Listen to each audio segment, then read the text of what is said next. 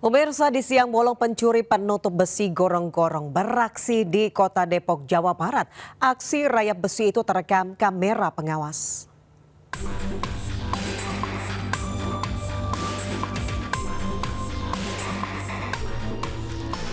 Kamera pengawas merekam aksi pencurian besi gorong-gorong oleh seorang pengendara sepeda motor di Jalan Nurul Irfan, Abadi Jaya, Kota Depok, Jawa Barat.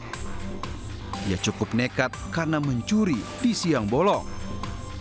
Dari gerak-geriknya, pelaku diduga sudah sering mencuri karena dengan mudah melepas penutup gorong-gorong yang diincarnya. Pelaku tidak menggunakan plat nomor baik di bagian depan maupun belakang kendaraannya, sehingga mempersulit proses upaya identifikasi.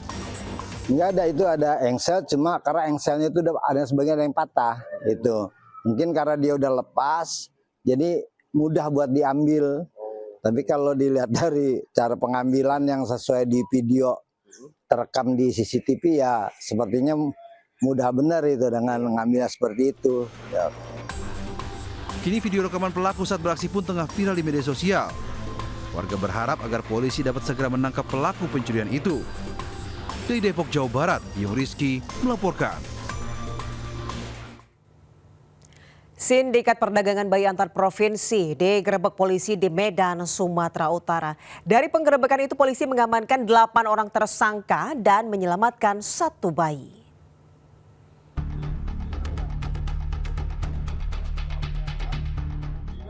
Tim Direktorat Reserse Kriminal Umum menggerebek kos-kosan yang berada di Jalan Jamin Ginting, Kota Medan.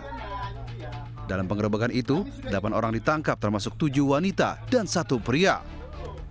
Bayi berusia 3 hari berhasil diselamatkan bersama ibunya yang kini dirawat intensif di Rumah Sakit Bayangkara Medan.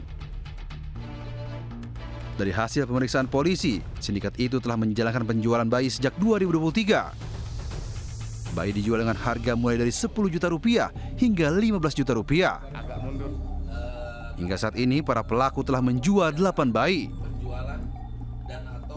Orang yang ada di dalamnya sesuai dengan perannya masing-masing melaksanakan kegiatannya itu dari tahun 2023. Dari hasil pengembangan kami juga didapat keterangan sudah 8 anak yang diperdagangkan. Para tersangka kini dijerat tentang perlindungan anak dan atau pasal tentang pemberantasan TPPO dengan ancaman hukuman maksimal 15 tahun penjara. Dari Medan, Sumatera Utara, Aminur Rosyid melaporkan. Seorang pria ditangkap polisi karena melecehkan 3 bocah laki-laki di Bengkulu. Modus pelaku dengan mengajak para korban ke kamar kosnya dengan iming-iming update game online.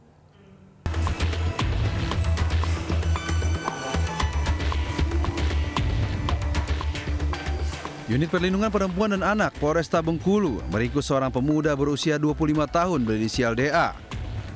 Pria ini diduga melecehkan 3 bocah laki-laki berusia 11 hingga 13 tahun. Modusnya, pelaku mengiming-imingi korban dengan update game online. Kasus ini terungkap dari laporan warga yang melihat para pelaku membawa korban ke tempat indekos pelaku. Pelaku ini bisa mengupdate akun game Free Fire. Dan sama seperti kedua korban yang sebelumnya, korban yang ketiga ini juga dilakukan perbuatan yang tidak semestinya dilakukan kepada anak kecil, yaitu perbuatan cabul. Pelaku merupakan calon pekerja migran yang akan berangkat ke Jepang tahun depan. Akibat ulahnya, kini ia dijerat Undang-Undang Perlindungan Anak dengan ancaman 15 tahun penjara. Ia masih diperiksa karena tidak menutup ada korban lainnya dalam kasus ini. Dari Kota Bengkulu, Endro Dwirawan melaporkan. Pemirsa, seorang pedagang buah keliling ditemukan tewas dengan kepala terbungkus plastik di dalam kontrakannya di Kota Padang, Sumatera Barat.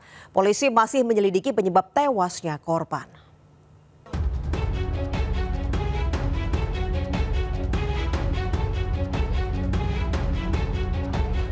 Warga Jalan Gajah 1, Air Tawar, Kecamatan Padang Utara, Kota Padang, digembarkan dengan tewasnya seorang pria di dalam kontrakan. Saat ditemukan, kepala korban inisial AD, 60 tahun, tertutup plastik. Korban merupakan pedagang buah dan tisu keliling yang sudah 3 hari tidak terlihat. Pemilik kontrakan curiga dan mencium bau tak sedap dari dalam kontrakan yang dihuni korban. Pihak kepolisian dari Polresta Padang dan Polsek Padang Utara memeriksa jasad korban. Usai diidentifikasi, jasad korban dievakuasi ke Rumah Sakit Bayangkara Polda Sumatera Barat untuk diautopsi. Setelah dilihat di dobrak pintunya, memang korban ini sudah ditemukan dalam keadaan posisi tertelungkup di dalam kamar kosnya. Kalau untuk penyebabnya masih dalam penyelidikan, karena informasi dari masyarakat lebih kurang tidak keluar rumah dah 2 hari, ya, karena pekerjaan sehari-harinya jualan. Kasus ini masih dalam proses penyelidikan pihak kepolisian dengan memeriksa sejumlah saksi guna mengungkap penyebab kematian korban. Di Padang, Sumatera Barat, Budi Sunanda melaporkan. Viral di media sosial, seorang ibu-ibu mengamuk di jalanan dan mencegat sebuah angkot di kawasan Rawabelong, Kebonjeruk, Jakarta Barat.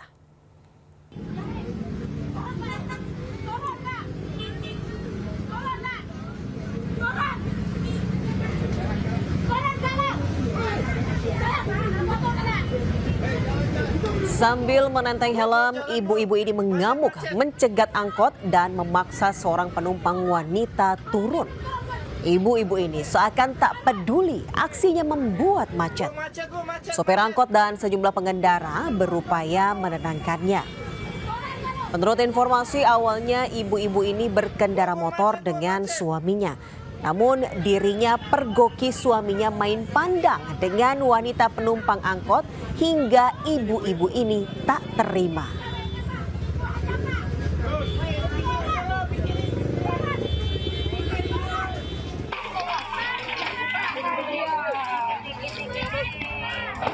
Lima rumah terbakar saat aksi tawuran antar warga di Kecamatan Talo, Makassar, Sulawesi Selatan. Puluhan mobil pemadam langsung dikerahkan ke lokasi agar api tidak meluas.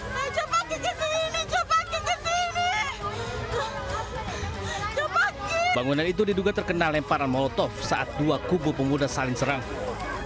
Insiden itu dipicu tawuran antar pemuda yang meluas menjadi bentrok antar kampung yang tak berkesudahan.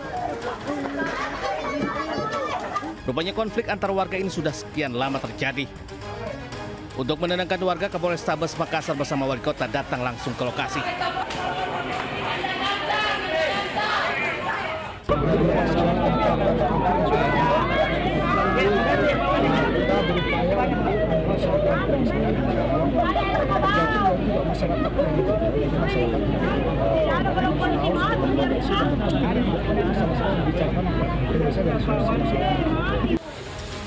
Tiga hari terakhir, bentrokan antar warga semakin memanas.